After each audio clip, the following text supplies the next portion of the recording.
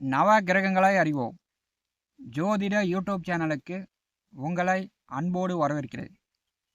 இந்த பதிவில் தனுசு ராசி அன்பர்களுக்கு சனி வக்கரம், புதன அஸ்தமனம், பெற்றோர்கள் உஷார், பிள்ளைங்க ரகசியம் அறிவீர் அப்படின்னு பதிவினுடைய தலைப்பு போட்டிருக்கிறது.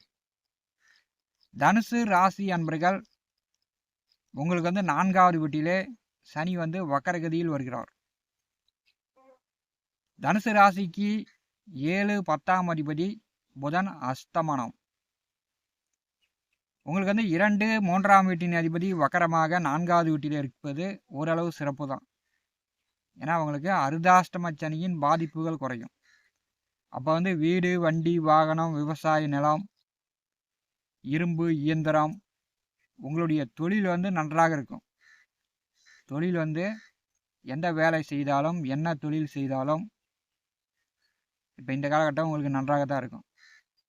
ஆடு, மாடு, கோழி, வளர்ப்பு பிராணிகள், வண்டி, வாகன, இயந்திரம் இப்படிலாம் தனுசு ராசிக்கு ஒரு நல்ல நிலையை தான் கொடுக்கும்.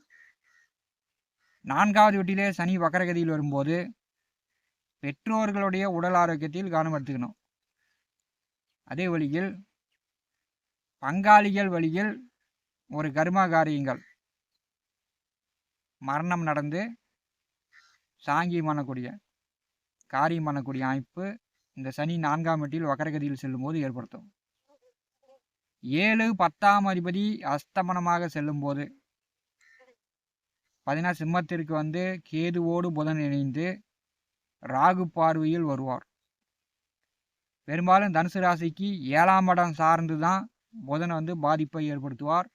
10ஆம் இடம் சார்ந்த பிரச்சனைகள் தனுசு ராசிக்கு வராது. ஏன்னா உங்கள் தொழில், உங்கள் வேலையில் நீங்கள் தான் அதிகாரமாக இருப்பீங்க. ஒரு தொழில் செய்கிறீங்க அப்படின்னா அந்த தொழிலுக்கு நீங்கள் ஒரு யூனியன் தலைவராக, உங்களை யாரும் அதிகாரம் படுத்த முடியாத அளவுக்கு நீங்களே அதுக்கு முதலாளியாக இருப்பீங்க. 10ஆம் இடம் சார்ந்த பிரச்சனை தனுசு ராசிக்கு எப்போதுமே வராது. புதன் கெட்டு போயிட்டார் அப்படின்னா 7ஆம் இடம் சார்ந்த பிரச்சனை தான் வரும். 7ஆம் இடத்துல என்ன இருக்குது அப்படின்னா வாழ்க்கை துணை, நண்பர்கள், கூட்டாளிகள், வாடிக்கையாளர்கள். 7ஆம் இடம் சார்ந்த பிரச்சனை தான் தனுசு ராசிக்கு கூடுதலாக புதன் அஸ்தமனமான காலகட்டத்தில் கொடுக்கும். புதன் அஸ்தமனமாகி ராகு பார்வையில் கேதுவோடு இணைந்து செல்லக்கூடிய இந்த காலகட்டம் தனுசு ராசி அன்பர்கள் வாடிக்கையாளர்களிடம், நண்பர்களிடம், கூட்டாளிகளிடம், வாழ்க்கை துணையிடம் நீங்கள் கவனமாக இருக்கணும். ஏன்னா 7ஆம் அதிபதி அஸ்தமனமாக செல்லும்போது உங்கள் வாழ்க்கை துணைக்கு நரம்பு சார்ந்த பிரச்சனை, கை கால் தோலில் பிப்பு, அரிப்பு, வாழ்க்கை துணைக்கு உடல் ஆரோக்கிய தொந்தரவுகள், மருத்துவ செலவுகள், இப்படி வாழ்க்கை துணைக்கு இந்த காலகட்டத்தில் சுகப்படாமல் செல்லலாம். 7ஆம் அதிபதி அஸ்தமனமாக ராகு பார்வையில் இருக்கும்போது குடும்பத்தில் யாருக்காவது இருந்திருந்தாப்புல இந்த கட்டி, கொப்பளம் இந்த மாதிரியான பிரச்சனைகளும் வரலாம். தனுசு ராசி நண்பர்கள் கவனத்தில் கொள்ளணும். இளைஞர்கள் காதலித்து கொண்டிருப்பவர்கள், 18 வயதிற்கு குறைவான பெண்ணிடம் ரகசியமாக ஃபோனில் பேசிக்கிட்டு இருப்பது, வயது குறைவான பெண்ணிடம் பேசிக்கிட்டு இருக்கக்கூடிய தனுசு ராசி இளைஞர்கள் இந்த புதன் அஸ்தமனமான காலகட்டத்தில் மிகுந்த கவனமாக எச்சரிக்கையாக இருக்கணும். அப்படி இல்லை அப்படின்னா காவல் நிலையம், கோர்ட்டு கேஸுன்னு சிறைசாலை செல்லக்கூடிய சூழ்நிலை கூட இந்த காலகட்டம் உங்களை கொண்டு போய் சேர்த்திடும். கண்டிப்பாக நீங்கள் இந்த காலகட்டத்தில் மாம மச்சன்களிடம் தனுசு ராசி என்பர்கள் கொஞ்சம் கவனமாக தான் இருக்கணும். அது மாதிரி ஒரு வியாபாரம் செய்கிறீங்க, ஒரு தொழில் நடத்துகிறீங்க அப்படின்னா வாடிக்கையாளர்களிடம் கொஞ்சம் அனுசரித்து தான் போகணும். நீங்கள் அதிகமாக பேசுனீங்கனாலும் அவங்க அதிகமாக பேசினாலும் ஒரு சண்டை சச்சரவு பிரச்சனை தான். ஏன்னா ராகு பார்வையில் புதன் அஸ்தமனமாக வருவது என்றாலே ஒரு பிரச்சனையை ஏற்படுத்திடும்.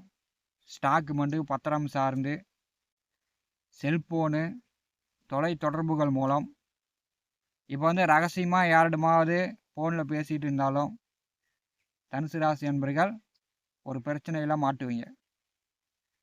இப்போ வந்து மீடியாவில் ஒரு யூடியூப் நடத்துகிறீங்க, ஃபேஸ்புக்கில் இருக்கிறீங்க அப்படின்னா கொஞ்சம் கவனமாக பார்த்துக்கணும்.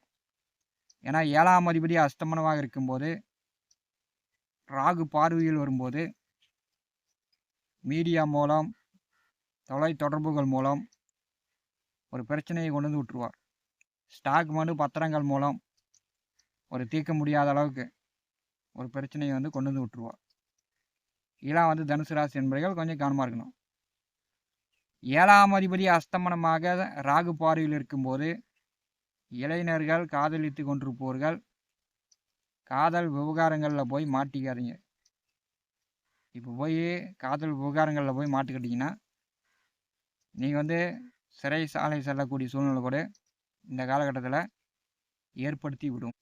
ஏன்னா நிறைய பேரை பார்த்தாச்சு, இளைஞர்கள் தன்னுடைய வாழ்க்கையை கெடுத்து கொள்கிறார்கள். அதனால் வந்து காதல் விவகாரங்கள் இல்லாமல் பார்த்துங்க. புதனால் என்னதான் உங்களுக்கு வந்து நடக்கும் அப்படின்னா 7ஆம் இடம் வந்து காலபுருஷனுக்கு 3ஆம் இடம்.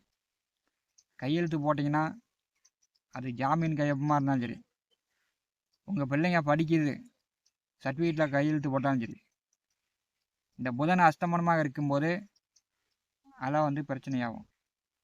நீங்கள் வந்து பெற்றோர்களாக இருக்கிறீங்கன்னா உங்கள் பிள்ளைங்க படிச்சுக்கிட்டு இருக்குது அப்படின்னா, உங்கள் பிள்ளைங்களுக்கு செல்ஃபோன் வாங்கி கொடுத்துருக்குறீங்க அப்படின்னா, அவங்க யாரிடமாவது ரகசியமாக ஃபோன் பேசிகிட்டு இருக்கிறாங்க அப்படின்னா நீங்கள் வந்து உங்கள் பிள்ளைங்களை ரகசியமாக கண்காணிக்கணும்.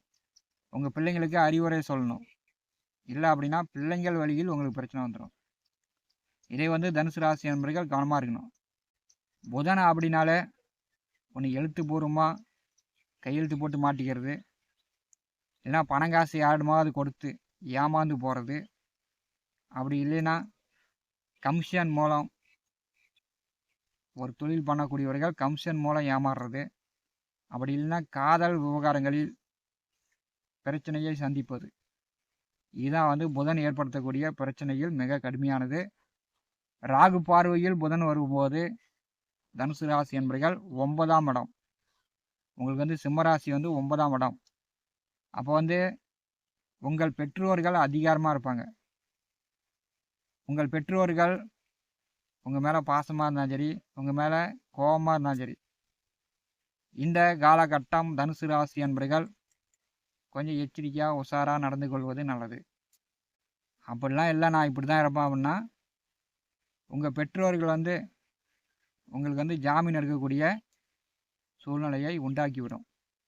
ஏன்னா அந்த மாதிரியான ஒரு கிரக நிலை புதன் வந்து அஸ்தமனமாக இருப்பது, ராகு பார்வையில் செல்வது, இந்த மாதிரியான சூழ்நிலை தான் ஏற்படுத்தும்.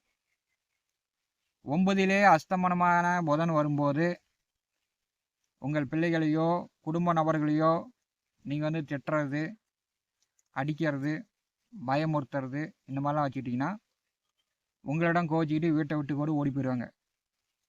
இதையும் தனுசு ராசி என்பர்கள் கவனத்தில் கொள்ளுங்கள். ஒன்று இப்படி இல்லைன்னா அப்படி, அப்படி இல்லைன்னா இப்படி. தனுசு ராசிக்கு 7வது வீட்டிலே செவ்வாய் செல்கிறார். தனுசு ராசிக்கு 8வது வீட்டிலே குரு உதயமாகிவிட்டார். அஷ்டமத்திலே குரு உதயமாகி இருப்பது உங்களுக்கு வந்து குரு வந்து 2வது வீட்டை பாரு செய்வது, பெரிய அளவு பணம் காசு பொருளாதார ரீதியான நல்ல முன்னேற்றம் உண்டு, குடும்ப ஒற்றுமை உண்டு. தனுசு ராசி என்பர்கள் 12வது வீட்டை குரு பாரி செய்யும்போது இந்த பயண போக்குவரத்து, வெளியூர் வெளியிடம் வெளிநாடு சார்ந்து சிலர் வந்து கொஞ்சம் கவனமாக இருக்கணும். நவ கிரகங்களை அறிவோம். இந்த ஜோதிட யூடியூப் சேனலில் தினந்தோறும் ஜோதிட பலன்கள் பதிவிடப்படும். நம்முடைய சேனலை பார்த்து கொண்டிருக்கக்கூடிய அன்பர்கள் சப்ஸ்கிரைப் செய்து கூடவே இருக்கின்ற ஆல் பட்டன் அழுத்திங்க. நன்றி, வணக்கம்.